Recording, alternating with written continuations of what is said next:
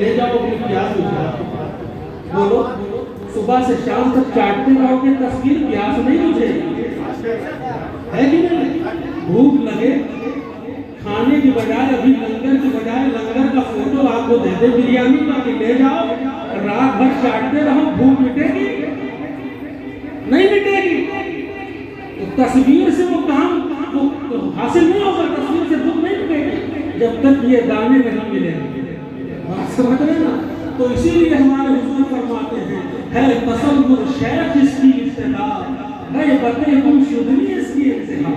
سمجھ رہے ہیں؟ اپنے پیر کا تصور برادران محترم اس طرح پختہ کر دو, اس طرح اپنے پیر کا تصور پختہ کرو کہ پیر کی تصویر بن جاؤ. پھر جس گلی سے گزرو تو لوگ کہیں گے غلام طارق ملت جا رہا ہے, لوگ کہیں گے غلام سرکار اسرا ہو جا رہا ہے. سمجھ رہے نا؟ تو تصور سے کام لینا ہے. اپنے پیر کو اپنی آنکھوں میں اس طرح بساؤ, دل میں اس طرح سماؤ, ان کی اداؤں کو اس طرح فالو کرو. برادران محترم, کیا حضور ہمارے فرماتے ہیں کہ باغ جنت میں پھرا لطف کچھ آیا نہیں. جنت میں باغ جنت میں پھرا لطف کچھ آیا نہیں, ساقیاں تیرے سوا مجھ کو کچھ پایا نہیں. جنت و دوزخ کا دینے سب کا عشق کا دینے نہیں کوئی مزہ. وہ جنت و دوزخ کو لے کر کیا کروں, آرزو ہے بس تجھے دیکھا کروں. آگے سبحان اللہ. وہ عشق کی آگ ہوتی ہے برادران محترم, ایسی آگ سرکار اسرا ہوش نے اپنی عاشقوں پہ لگائی ہے. اور یہ آگ جانتے ہیں سبحان اللہ, حضرت ویسے قلی رضی اللہ تعالیٰ امام سلسلہ نقشبند ہیں, خلیفہ حضرت بایزید بستامی ہیں. وہ حضرت ابو حسن خرقانی اللہ اللہ کیا فرماتے ہیں کہ عشق الہی کی جو آگ میرے سینے میں دہک رہی ہے, اگر اس کے 2 قطرے میں جہنم کی آگ میں ڈال دوں تو جہنم کی آگ ٹھنڈی ہو جائے. یہ عشق کی آگ ہوتی ہے جس کی مثال آپ نے سنا ہوگا. جب حضرت ابراہیم بن ادہم خانہ کعبہ پہنچے ہیں, 12 سال میں پہنچے. کتنے سال میں؟ 12 سال میں تھے جناب ابراہیم بن ادہم رضی اللہ تعالیٰ عنہ کو حج بیت اللہ کے لیے نکلے تھے. اور آپ جانتے ہیں 12 سال میں کیسے پہنچے؟ ہر قدم پر 2 گانا شکرانہ ادا کرتے تھے. ایک قدم بڑھاتے تھے 2 گانا شکرانہ ادا کرتے تھے. اس طرح سے 12 سال میں پہنچے. اب جب مطاف میں داخل ہوئے, خانہ کعبہ کے پاس پہنچے, آنکھوں کو اٹھاتے ہیں کہ اب کعبہ دکھے گا. اللہ اکبر, تو کعبہ نظر نہیں آ رہا, کعبہ دکھائی نہیں دے رہا. رونے لگے, سارے قطار تڑپنے لگے. تڑپتے تڑپتے عرض کرتے ہیں کہ مولا کون سی خبر ہو گئی جس کعبے کے دیدار کے لیے مجھے 12 سال لگے, آج تو کعبہ مجھے نظر نہیں آ رہا. حافظ غیب سے آواز آتی ہے, اے ابراہیم بن ادہم ذرا صبر کرو, رابعہ بصری بھی آ رہی ہے. سبحان اللہ, کیا بات ہے. کعبہ تو رابعہ کے استقبال کے لیے گیا ہے, رابعہ کے استقبال کے لیے گیا ہے. اللہ اکبر, حضرت رابعہ بصری آئی. اب حضرت ابراہیم بن ادہم کے دل میں یہ سوال پیدا ہوا ذہن میں, ہم تو 12 سال میں یہاں تک پہنچے ہیں, رابعہ کی کون سی ادا اللہ کو اتنا پسند آ گئی کہ جس کعبے کو دیکھنے کے لیے ہمیں اتنا ٹائم لگ گیا, وہ کعبہ رابعہ کے استقبال کے لیے گیا ہے. ملاقات ہوئی, گفت و شنید ہوئی. فرماتے ہیں اے رابعہ تمہارا کون سا عمل تھا جو اللہ کو اتنا پسند آ گیا, کعبہ تمہارے استقبال کے لیے گیا ہے, جبکہ میں تو اللہ سے اتنی محبت کرتا ہوں. اللہ کے عشق کی آگ, اللہ کی محبت کی آگ میرے سینے میں اتنی روشن ہے, اتنی روشن ہے کہ جیب سے چھری نکالتے ہیں, ہاتھوں میں چلاتے ہیں, دکھاتے ہیں رابعہ دیکھو دنیا والوں کا خون لال ہوتا ہے, لال ہوتا ہے, سرخ ہوتا ہے, لیکن ہم نے عشق الہی میں اپنے خون کو جلا کر سیاہ کر لیا ہے. ابراہیم بن ادہم کے ہاتھوں سے جو خون گر رہا تھا وہ سیاہ رنگ کا تھا, کالا تھا. حضرت رابعہ بصری جب دیکھتی ہے تو مسکراتی ہے, اے ابراہیم بن ادہم ابھی تمہارا عشق ادھورا ہے, اسے پورا کرو, پورا. ذرا یہ چھری مجھے بھی دو. اور جب اپنے ہاتھ میں وہ چھری چلاتی ہے تو پھر خون نہیں گر رہا تھا, خاک گر رہی تھی. فرماتی ہے رابعہ بصری, اے ابراہیم بن ادہم تم نے خدا کے عشق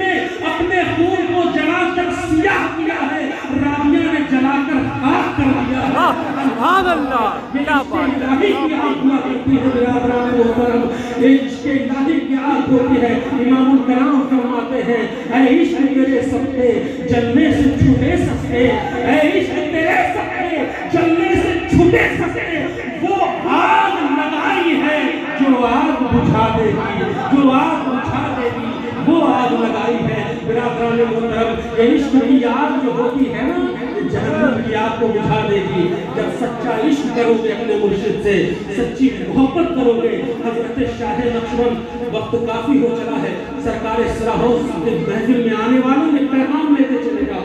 آج لوگ کوشچن کرتے ہیں یہ پیری مریدی کا کنسپٹ کہاں سے آیا, یہ کہاں سے جاری ہوا, کون سی حدیث میں ہے, کون سے چیپٹر نمبر میں ہے, فرسٹ نمبر کتنا ہے, طرح طرح کے سوال ہیں. سوشل میڈیا کا دور ہے, ایک بہت بڑا پیر ہر وقت آپ کی جیب میں رہتا ہے جس کا نام موبائل ہے کہ نہیں ہے, ذہنوں کو منتشر کر رہا ہے. برادران محترم, ذہنوں کو حاضر کریں. یہ عشق کی یاد ہے, یہ محبت کی یاد ہے, یہ پیری مریدی کوئی نیا کام نہیں ہے, سمجھ رہے ہیں, نیا کام نہیں ہے. قرآن کریم میں اللہ تبارک و تعالیٰ نے ارشاد فرمایا ان الذین یبایعونک انما یبایعون اللہ ید اللہ فوق ایدیہم. حضور سے رب کائنات مخاطب ہوتا ہے, اے محبوب یہ جو آپ سے بیعت ہو رہے ہیں, اس سے جو آپ سے بیعت ہو رہے ہیں, جن کو آپ بیعت کر رہے ہو, جن کو آپ مرید کر رہے ہو, جن کا ہاتھ آپ کے ہاتھ میں ہے, ان کے ہاتھوں پر میرا ہاتھ ہے. سبحان اللہ. یہ کسی ملا کی زبان نہیں ہے, اللہ کی زبان ہے. اللہ کا قرآن کہہ رہا ہے, کیا فرماتا ہے کہ ان کے ہاتھوں پر میرا ہاتھ ہے. بیعت کا ذکر قرآن میں, بیعت کا ذکر حدیث میں, بیعت کا ذکر بزرگوں کے اقوال میں. اب آئیے میں آپ کو آج کی بات نہیں, 100-200 سال کی بات نہیں, بہت پہلے کی بات بتا رہا ہوں. شاہ نقشبند کون؟ سلسلہ نقشبندیہ کے امام ہیں, جن کے نام سے یہ سلسلہ منسوب ہے. حضرت صدیق اکبر نے جس سلسلے کی بنیاد ڈالی, آپ سے جب یہ سلسلہ جاری ہوا تو سلسلہ نقشبندیہ کا نام سلسلہ صدیقیہ یا نسبت حبی کے نام سے مشہور تھا. اس کے بعد حضرت بایزید بستامی تک آیا, آپ کے بعد یہ سلسلہ تیفوریہ کے نام سے مشہور ہوا. یکے بعد دیگر سلسلہ بسلسلہ جب حضرت شاہ نقشبند تک آیا تو سلسلہ نقشبندیہ کے نام سے مشہور ہے, جو آج بھی ہے.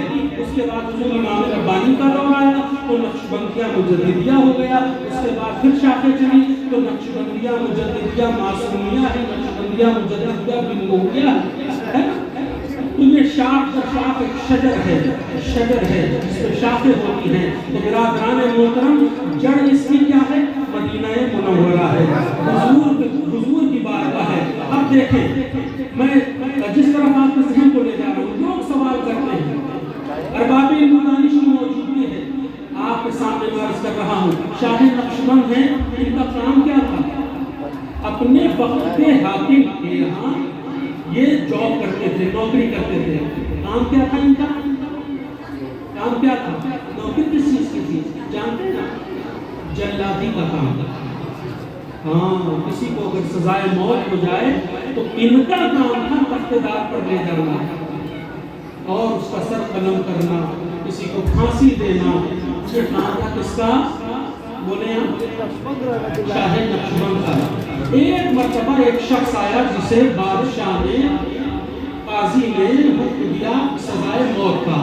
اس شخص کا جرم ثابت ہو گیا ہے, اسے قتل کر دیا جائے, اور قتل کا طریقہ یہ ہے کہ اس کا سر قلم کیا جائے گا, سر قلم کیا جائے گا. آپ اس کو لاتے ہیں, شخص کو تختیدار پر کھڑا کرتے ہیں, ہاتھوں پر پٹی باندھتے ہیں, ہاتھ باندھ دیتے ہیں, اور اس کے بعد تختیدار پر لاتے ہیں. اس کے بعد لانے کے بعد برادران محترم اس شخص کے سر سے جو حجاب تھا اس کو ہٹا دیتے ہیں, آنکھیں کھول دیتے ہیں. اس کے بعد کیا فرماتے ہیں؟ اپنی تلوار نکالتے ہیں میان سے, اس شخص کی گردن کو جھکاتے ہیں, کہتے ہیں یاد کر لو اپنے رب کو, اور پوری قوت کے ساتھ برادران محترم اس شخص کی گردن پر وار کرتے ہیں. تاریخ بتاتی ہے پوری قوت کے ساتھ وار ہوا, لیکن شخص کی گردن سلامت ہے, دس سے مس نہیں ہوئی, گردن سلامت ہے. کہتے سبحان اللہ, گردن سلامت ہے. حضرت شاہ نقشبند حیران رہ گئے, حیران ہو گئے کہ آج تک میرے وار نے کبھی خطا نہیں کیا تھا, آج یہ خطا کیسے ہو گئی, خطا کیسے ہو گئی؟ پھر پوری قوت کے ساتھ وار کرتے ہیں,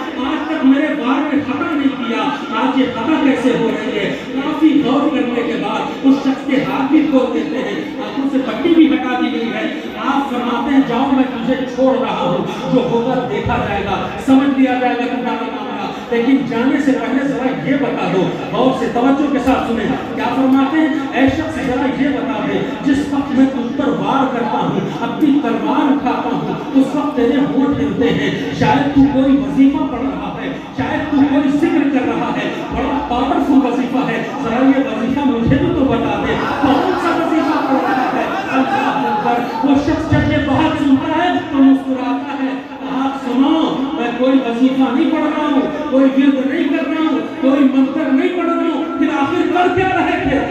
کہتا ہے وہ شخص کہ جس وقت تم تلوار اٹھاتے ہو وار کرنے کے لیے، تمہاری تلوار ہوا میں اٹھتی ہے، میرے ہونٹ ہلتے ہیں، جانتے ہو میں اپنے پیر کو پکارتا ہوں، سبحان اللہ، پیر کا نام لیتا ہوں، تمہارا وار جہاں سے ہوتا ہے پیر کی مدد اس سے پہلے ہو جاتی ہے۔ سبحان اللہ، سبحان اللہ، سبحان اللہ، اللہ اکبر، یا رسول اللہ، زندہ باد، پیر کی مدد پہلے آ جاتی ہے۔ آئے ہائے ہائے، کہاں پیر کی مدد آ جاتی ہے؟ کون ہے تمہارے پیر؟ نام کیا ہے؟ کہاں ملیں گے؟ وہ شخص سوال کرتا ہے کہاں ملیں گے؟ کہا تم یہاں مجھ پر وار کر رہے ہو، وہ چت کی زمین سے بیٹھ کر میری مدد کر رہے ہیں۔ سبحان اللہ، اب جملہ بڑا قیمتی ہے، اللہ کرے آپ کو سمجھ میں آ جائے۔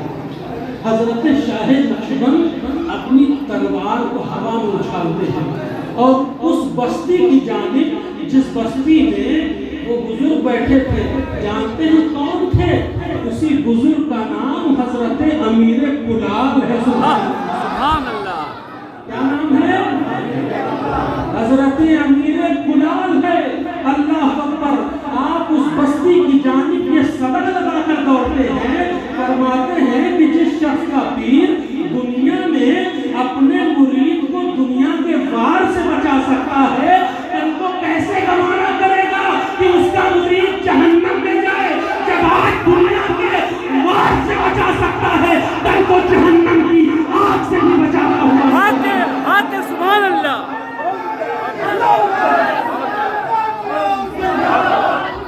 اے حضور تاریخ ملت کے دیوانے کے پیغام لیتے جاؤ ان سے وسیلے سے، بھلے کوئی عمل تمہارا کام آئے نہ آئے، لیکن ان بزرگوں کی محبت ضرور کام آنے والی ہے۔ بے شک، بے شک، بے شک، سمجھ رہے؟ محبت کو اپنا قبلہ بنا لو، اور یہ بات کوئی ہوائی نہیں کر رہا ہوں، حدیث پاک کی روشنی میں کر رہا ہوں۔ آپ نے سنا ہوگا ایک یہودی بچہ تھا، میرے آقا علیہ السلام کی خدمت میں رہا کرتا تھا، مذہب یہودی تھا، سمجھ رہے؟ حضور کی خدمت میں رہا کرتا تھا، حضور کی خدمت میں حضور کے نالین کبھی سیدھے کرتے، کبھی حضور کے لیے وضو کا پانی پیش کرتے، میرے آقا کی خدمت کا کوئی نہ کوئی موقع ڈھونڈتا رہتا تھا، حضور بڑی محبت اس سے کرتے تھے، وہ بچہ حضور سے محبت کرتا تھا۔ جانتے ہیں کیا ہوا؟ کچھ دن گزرے، 2 دن، 4 دن، 6 دن، ہفتہ، 10 دن گزر گئے، وہ بچہ نظر نہیں آیا۔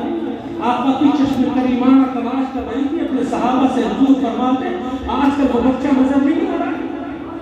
صحابہ پتا کرتے ہیں، آ کر خبر دیتے ہیں یا رسول اللہ وہ بچہ آج کل بڑا سخت بیمار ہے، نہ جانے کون سا مرض اسے ہو گیا ہے، بڑا کمزور ہو گیا ہے۔ حضور فرماتے ہیں کہ مجھے اس بچے کے گھر لے چلو۔